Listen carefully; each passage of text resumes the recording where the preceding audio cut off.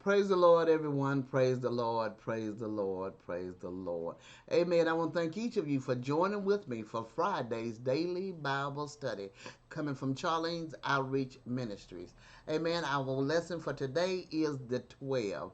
The 12, talking about the 12 apostles, the 12 that Jesus chose to be his disciples. Amen. And our lesson is coming from Mark 3, verses 13 through 19. Amen. But before we get started, I want to ask if anything is said touches your heart, soul, or spirit, or you have any questions or comments, please feel free to jot them at the bottom of the screen below, and I will get to them as soon as possible. Also, I would like to ask if you would subscribe to my channel and join with us as we join together to study and meditate on the word of the Lord. As I like to, through the grace of God, put out a fresh and new lesson each and every day.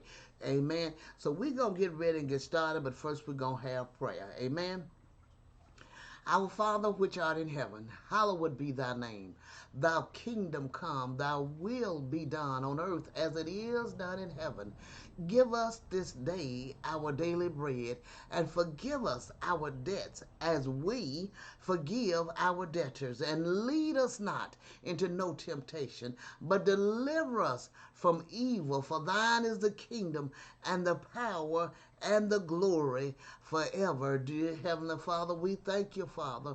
We thank you for all that you have done, you is doing, and you shall do. We thank you for watching over us all night long and waking us up early this morning, touching us with a finger of love, Father. We thank you for giving us activities of our limbs and our health and strength, a roof over our head and food to eat, Father. We thank you for all that you do in our life, Father. We thank you for chastising us as a father would, and making sure that we do not stray so far that we cannot find our way back to you, Father. We thank you for being a caring and loving Father. We thank you for being God Almighty, and beside you there is none other. We thank you, Father, for showing us the way to go in Jesus' name.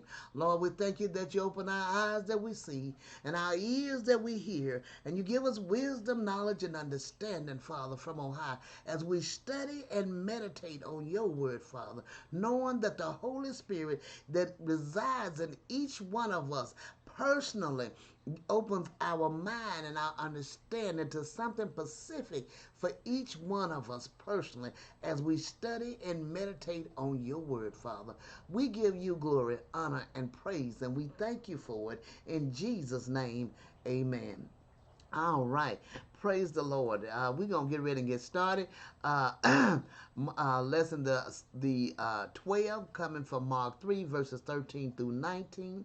And the scripture lesson text read, And he goeth up into a mountain, and calleth unto him whom he would, and they came unto him. And he ordained 12 that they should be with him, and that he might send them forth to preach, and to have power to heal sickness, and to cast out devils. And Simon he surnamed Peter, and James the son of Zebedee, and John the brother of James, and he surnamed them Boanerges, which is the sons of thunder, and Andrew, and Philip, and Bartholomew, and Matthew, and Thomas, and James the son of Alphaeus, and Thaddaeus, and Simon the Canaanite, and Judas Iscariot, who also betrayed him. And they went into a house. Amen. This is a great and wonderful. It just brings together all the 12 disciples, all the 12 men that God chose to be with him. They were not people of many of class and status, that they were the ones that was in the temple and all this kind of stuff. No, these were working people. These were working men that God brought, that Jesus Christ brought to him to follow him, that he may teach them, that they may go forth and distribute the word throughout the world. Amen. And they did just that. Their distribution of the word has continued on for centuries and centuries by being obedient and following Christ. Amen. Commentary says, faced with the task of world evangelization, Jesus appointed 12 disciples. There was nothing wonderful about the men themselves. It was their connection with Jesus that made them great. They were young men. James E. Stewart had the splendid commentary on the youth of the disciples. Christianity began as a young people's movement. Unfortunately, it is a fact which Christian art and Christian preaching have too often obscured, but it is quite certain that the original disciples band was a young men's group. It is not surprising then that Christianity entered the world as a young people's movement. Most of the apostles were probably still in their 20s when they went out after Jesus. Jesus himself, we should never forget, went out to his earthly ministry with the dew of his youth, and upon him, Psalms 110 and 3. This Psalms was applied to Jesus first by himself and then by the apostolic church.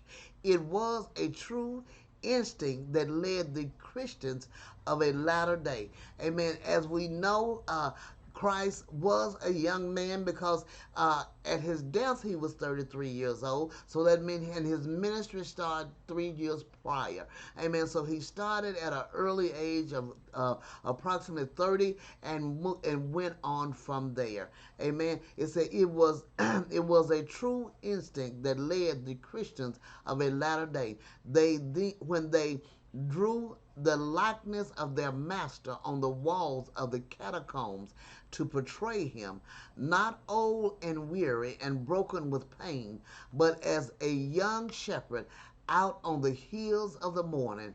The original version of Isaac Watts' great hymn was true to fact.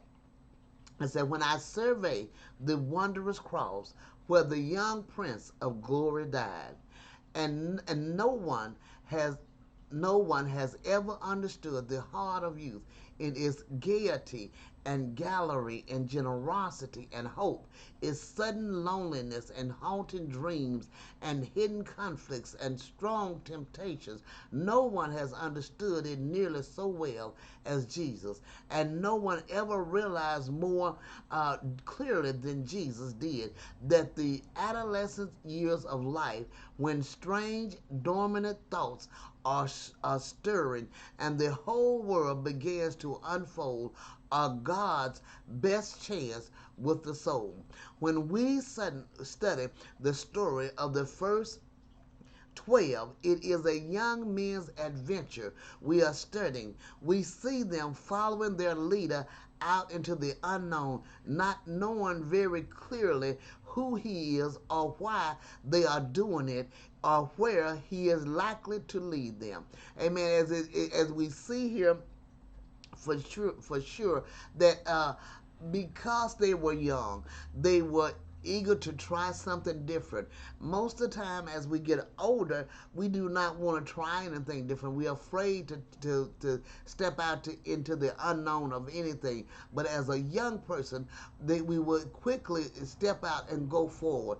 Amen. That's reason we as older people should not hold back the young from stretching out and try and doing the best they understand in the Lord. Amen. It said, but just magnetized by him, fascinated and gripped and held by something irresistible in the soul of him, laughed at by friends, plotted against by foes, with doubts sometimes growing clamorous in their own hearts until they almost wished they were well out of the whole business, but still clinging to him, coming through the ruin of their hopes to a better loyalty, and earning triumphantly at last the great name the tantrum gives them, the glorious company of the apostles. It is worth watching them, for we too may catch the infection of their spirit and fall into step with Jesus. There was a threefold purpose behind the call of the 12. Number one, that they might be with him. Number two, that he might send them out to preach. And number three, that they might have power to heal sickness and to cast out demons. First, there was to be a time of training, preparation in private before preaching in public.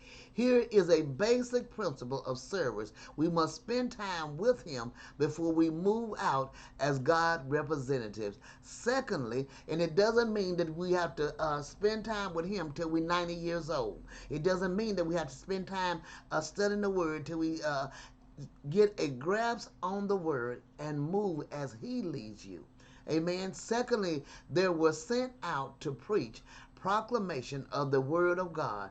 Their basic method of evangelism must always be central. Nothing must be allowed to subordinate it. Finally, they were given supernatural power. Casting out demons would attest to men that God was speaking through the apostles. The Bible had not yet been completed. Miracles were the credentials of God's messengers. Today, men have access to the complete Word of God.